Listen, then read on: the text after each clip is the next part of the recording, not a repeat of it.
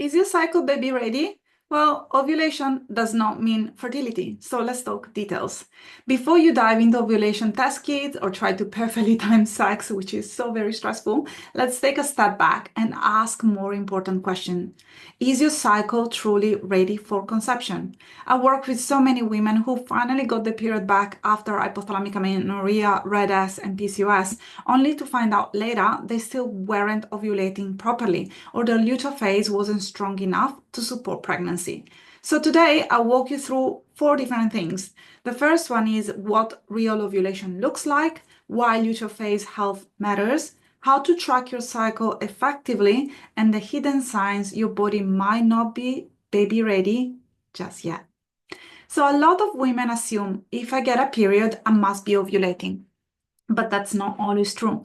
You can actually bleed without releasing an egg. That's called an anovulatory cycle. And that often happens when the estrogen level increases enough, but there is no LH surge. Here is what real ovulation means. A mature egg is released, triggered by an LH surge, and followed by a rise in progesterone. To confirm ovulation, we want to see mid-luteal progesterone above 10 and ideally in the 15 to 20 range if you're trying to conceive. And how can you track ovulation accurately? There are 4 different ways that you can actually do so. The first one is based on body temperature, looking for a sustained raise of at least 0.3 degrees.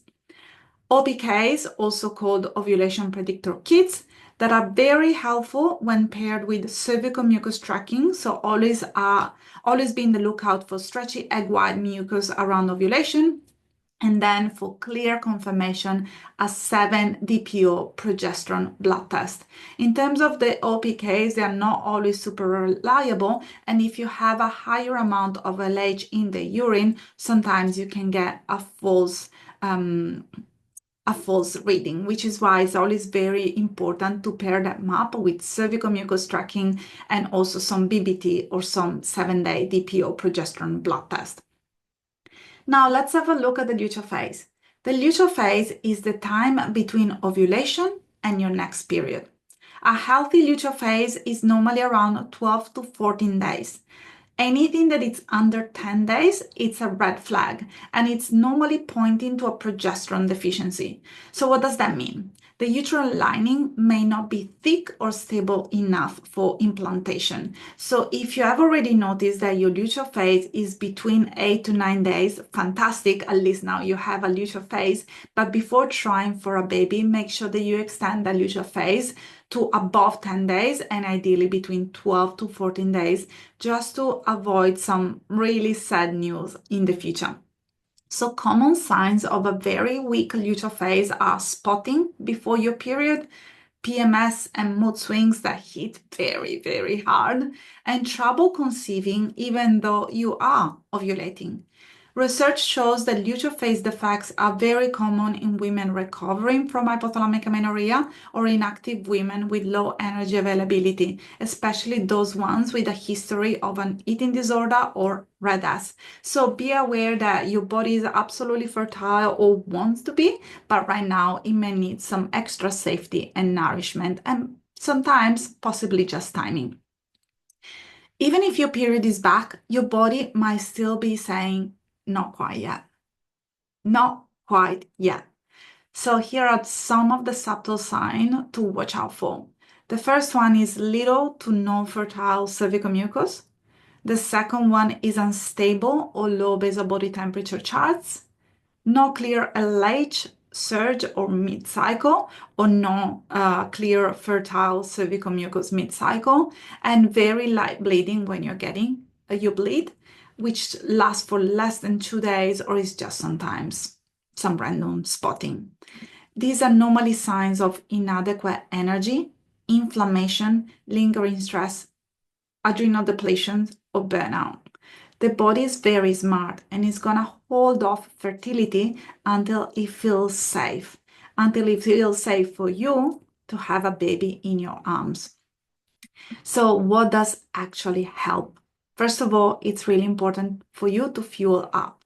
If you're trying to conceive post-hypothalamic amenorrhea or if you're still in recovery, you need to fuel up consistently, and you need to allow yourself to hit an energy intake that is sufficient for your body and for your current level of stress and level of exercise, which is why I always recommend women that wants to get pregnant as soon as possible or wants to recover their period as soon as possible to work with a professional that is well versed in hormonal imbalances.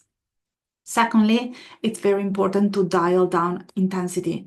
So reduce high intensity training and chronic stress in general, reduce the amount of hours that you're working per week, or even if you're not doing any intensity training, just make sure that you have rest days where you're doing absolutely nothing but simply just going for a walk or having a light stretch.